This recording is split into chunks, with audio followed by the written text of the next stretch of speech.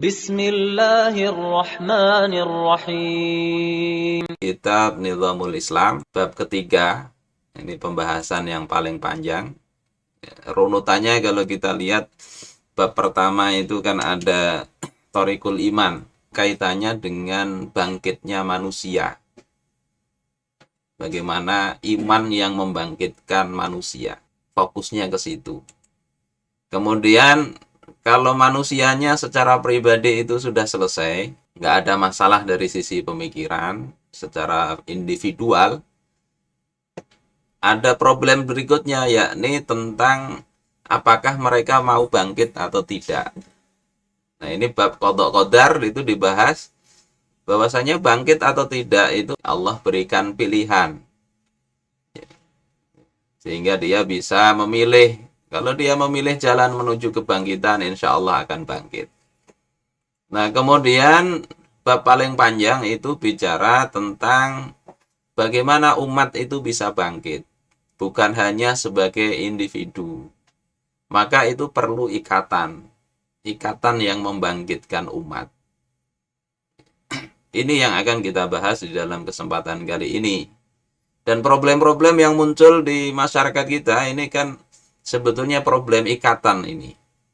Yang mengikat antar individu masyarakat sekarang ini kan banyak yang karena golongan, karena kepentingan, karena partai, karena organisasi. Sehingga ketika menyikapi satu permasalahan, sudut pandangnya itu sudut pandang tadi.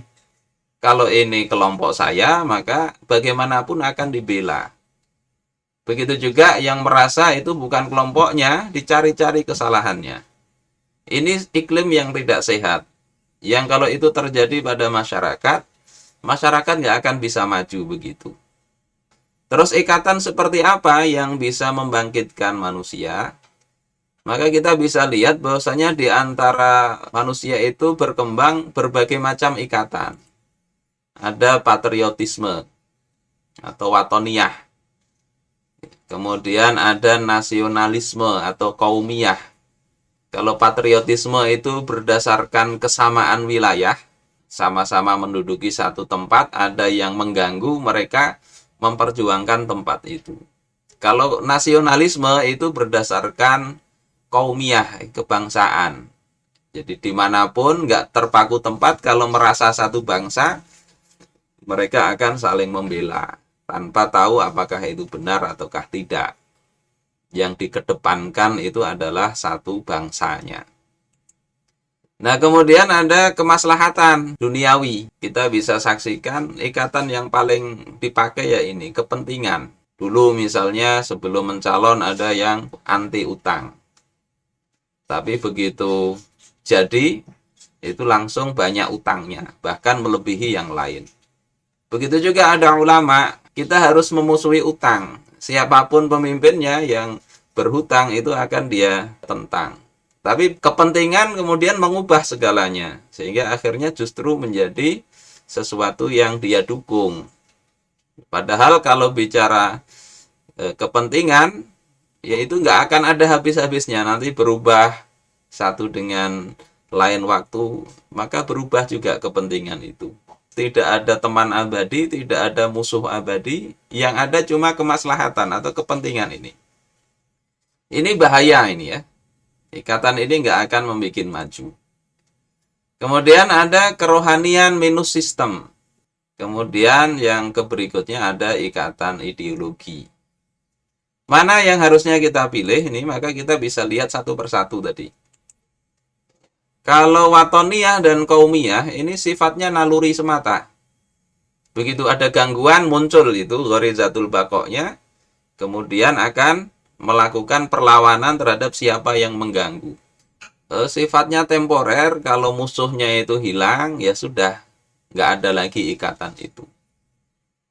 Dan kaumiyah, ya, kesukuan itu menjadi sumber pertentangan di antara manusia. Kalau ini dikedepankan di antara ikatan-ikatan yang lain. Ya, ada ini syairnya Duraid bin Shimmah. Wahal ana illa min ghaziyah. Aku ini tidak lain adalah warga dari suku Ghaziyah. In ghawat, ghawa itu kalau sukuku itu menyimpang, sesat, aku ikut sesat juga. Wa in tarsyud ghaziyatu arsyudi. Kalau sukuku itu benar, aku juga ikut benar.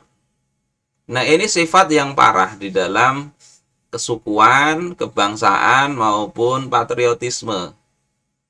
Tanpa melihat benar dan salah. Ini yang disinyalir oleh Rasulullah dengan sebutan aswabiyah. Yang ditanyakan, apa itu aswabiyah ya Rasulullah? Kata Rasulullah, antu'ina qaumaka ala zulmi. Engkau menolong suku engkau, bangsa engkau atas dasar kezaliman. Jadi ikatan ini tidak layak dan tidak bisa membangkitkan sebuah masyarakat. Saudara-saudaraku sekalian yang dimuliakan Allah Subhanahu wa taala, kemudian yang kedua, ikatan kemaslahatan ini juga sifatnya temporal.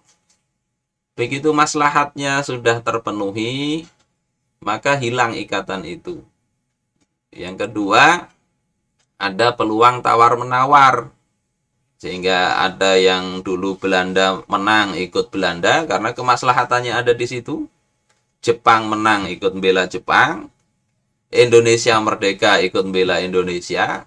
PKI berkuasa ikut mengatakan PKI itu bagian dari Islam. PKI kalah, dia ikut memberantas PKI. Begitu seterusnya. Jadi tergantung di mana yang menang, yang dia menganggap itu maslahat, dia ikut di situ. Ini membahayakan juga. Kemudian yang berikutnya itu kerohanian, ikatan spiritual tapi tidak ada sistem kehidupannya. Maka ikatan seperti ini sifatnya parsial dan tidak akan ngefek di dalam kancah kehidupan manusia. Nggak ada bentuk kebangkitan di dalam kehidupan yang real. Terus bagaimana Rasulullah Shallallahu Alaihi Wasallam memerintahkan kita? Beliau itu menyuruh kita itu untuk berpegang bukan pada patriotisme, kepada kesukuan atau kebangsaan, kemaslahatan dan sebagainya, tapi beliau menyuruh kita itu untuk berpegang teguh kepada kebenaran. Dalam hadis dikatakan la takunu imma'ah. Janganlah kalian itu menjadi imma'ah. Taquluna in ahsanan nas ahsanna. Kalian mengatakan kalau manusia berbuat baik, kami ikut baik. Kalau sukuku baik, ikut baik. Kalau bangsaku baik, ikut baik. Wa in zalamu zalamna. Kalau mereka zalim, zalim itu nggak mau tunduk kepada aturan Allah, itu zalim. Mengikuti hawa nafsu, kami juga ikut zalim. Ini Rasulullah cegah itu. Walakin wattinu anfusakum. Tetapi mantapkanlah keputusan kalian itu untuk bersama kebenaran. In ahsanan nas an tuhsinu. Kalau manusia yang lain berbuat baik, berbuat baiklah kalian. Walaupun dibilang pembebek, nggak apa-apa, membebek kepada kebaikan. Wa in asa'u fala tazlimu. Kalau mereka manusia itu berbuat buruk, maka janganlah kalian ikut berbuat zalim. Yakni manusia itu harusnya berpikir itu yang menjadi landasan sekaligus yang menggerakkan mereka itu pemikiran, bukan sentimen-sentimen tadi. Apakah ini hasan, apakah ini qabih? In ahsanan nas an tuhsinu. Kalau ini hasan dan manusia melakukan itu, lakukan.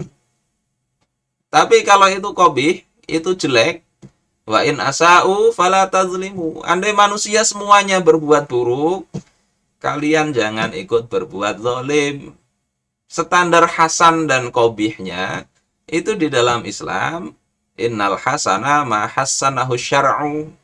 Yang terpuji itu adalah yang dinyatakan oleh syara' sebagai terpuji. Wa annal qabiha ma qabbahahu syar'u. Yang tercela, yang buruk itu adalah yang dicela oleh syariat. Jadi standarnya harusnya begitu. Kalau bicara ikatan berarti ikatan ideologis. Nanti kita bahas secara lebih jelas ideologi itu apa. Yang memimpin, mengarahkan, dan menggerakkan masyarakat itu hendaknya sebuah akidah, ya, keyakinan, pemikiran, dan iktikad mereka. Bukan karena kebodohan terus dieksploitir, bukan karena dipaksa, bukan karena sekedar ikut tokoh, ikut organisasi, dan yang sebagainya. Ini yang harusnya ditancapkan di benak umat. Pendidikan itu harusnya mengarah ke situ. Nggak peduli yang lain, tapi yang harus memimpin itu adalah ide, pemikiran yang betul tadi. Saudara-saudaraku sekalian rahimakumullah, inilah sikap generasi sahabat. Yang kalau kita mau merujuk perkataan Imam Malik misalnya, bahwasanya umat akhir zaman itu tidak akan baik kecuali menggunakan konsep ide yang telah menjadikan generasi terdahulu itu baik. Salah satu konsepnya ya ini, yang membuat mereka bergerak, berjuang itu bukan karena orang, bukan kepemimpinan orang, tapi kepemimpinan pemikiran tadi. Sehingga ketika Rasulullah Shallallahu Alaihi Wasallam wafat, itu Abu Bakar mengingatkan, beliau naik ke atas mimbar kemudian memuji Allah. Kemudian mengatakan, ala man kana ya'budu Muhammadan sallallahu alaihi wasallam fa inna Muhammadan qad mata. Ketahui, ingat, siapa yang menyembah Muhammad sallallahu alaihi wasallam, maka sesungguhnya Nabi Muhammad itu sudah wafat. Wa man kana ya'budullah fa innallaha hayyul la yamut.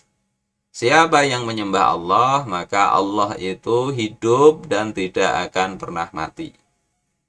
Jadi ini yang menggerakkan sahabat, bukan orang, bukan tokoh, bukan organisasi, tapi ide, keyakinan.